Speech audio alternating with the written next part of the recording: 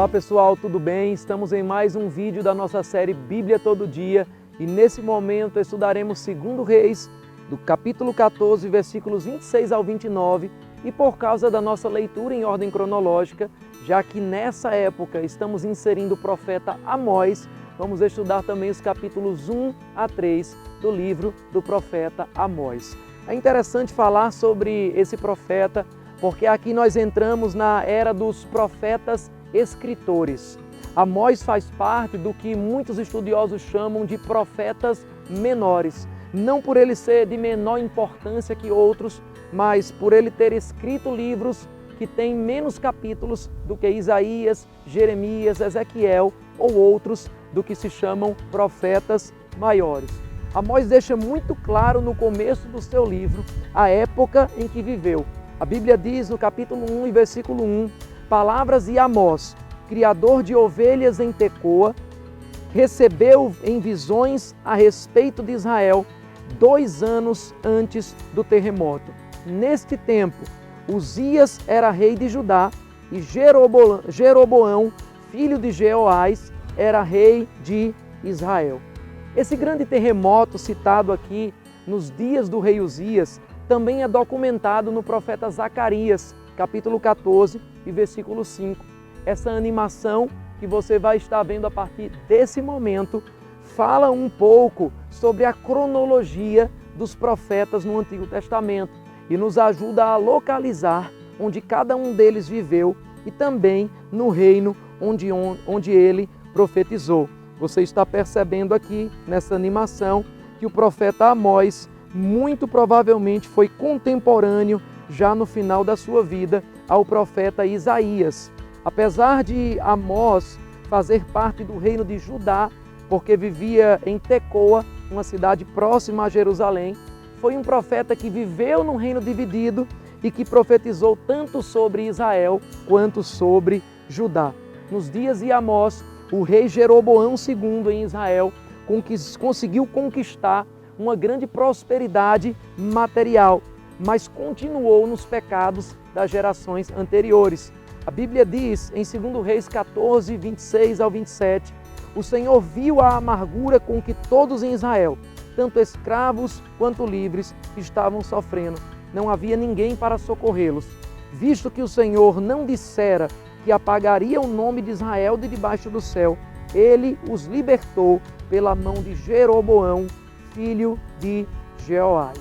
A Bíblia diz que o rei conseguiu reconquistar Damasco, sírios e tudo o que eles haviam tomado, mas não se voltou inteiramente para o Senhor. Uma das grandes dificuldades do profeta Amós, que foi o contemporâneo de Isaías, como a gente já falou, foi declarar um juízo sobre Israel, numa época em que o povo vivia bem do ponto de vista material. É mais fácil se voltar a Deus, reconhecer os pecados em tempos de calamidade, como por exemplo foram os momentos de seca com o profeta Elias ou os momentos de fome com o profeta Eliseu, que nós já estudamos.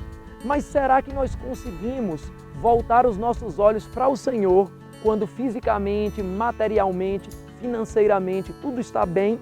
A Bíblia mostra que os reinos de Israel e de Judá estavam em paz, mas Amós viveu poucas décadas antes de o Império Assírio tomar a cidade de Samaria e dispersar o povo do reino de Israel.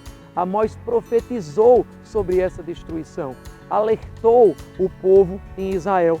Apesar de prosperarem financeiramente, pela misericórdia de Deus, a Bíblia mostra que a sociedade em Israel, naqueles dias, estava moralmente falida.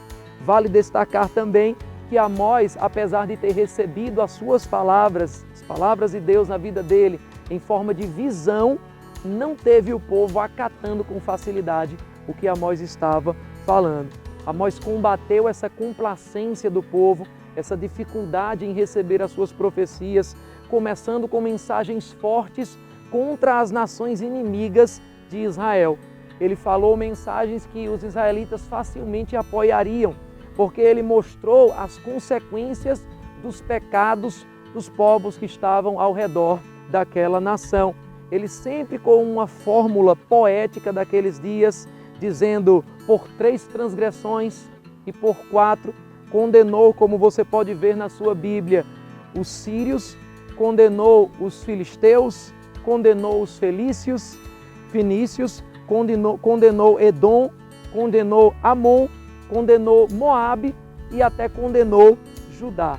Dá para imaginar que os israelitas, de uma certa forma, aplaudiam todas essas condenações, porque estavam falando de inimigos ou, no máximo, aliados. Mas o que aconteceu? Você pode imaginar quando finalmente aquela lista de nações condenadas que o profeta Amós estava falando fez também aparecer o nome de Israel. A Bíblia diz em Amós 2:3: por 3 transgressões de Israel e por 4 não sustarei o castigo. Se Israel não entrava, se Israel não esperava entrar nessa lista, que surpresa foi para eles descobrir que essa nação seria, na verdade, um dos principais alvos do juízo divino. A profecia de Amós censura a condição social do povo de Israel. Por exemplo, em Amós 2:6 e 7, a Bíblia diz: assim diz o Senhor, por 3 transgressões de Israel e ainda por mais 4, não anularei o castigo.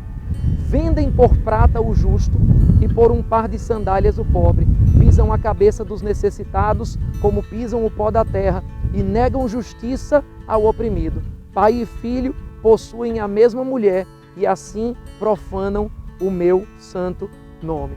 A Bíblia mostra que de uma forma religiosa eles também estavam depravados, porque no capítulo 2, versículo 8 diz: inclinam-se diante de qualquer altar com roupas tomadas como penhor. No templo do seu Deus bebem vinho recebido como multa.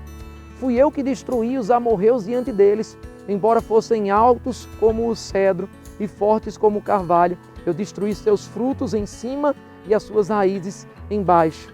E no versículo 12 ele diz: mas vocês fizeram os nazireus beber vinho e ordenaram aos profetas que não profetizassem. A profecia de Amós fala que por causa da decadência daquele povo, um juízo estava chegando. O resto do livro de Amós, que nós vamos ver no próximo vídeo, vai focar nos pecados de Israel e nas suas consequências. Deixe aqui as suas dúvidas, os seus comentários, o que mais você percebeu nesse livro, e até o próximo vídeo, onde falaremos dos capítulos 4 a 6 dele.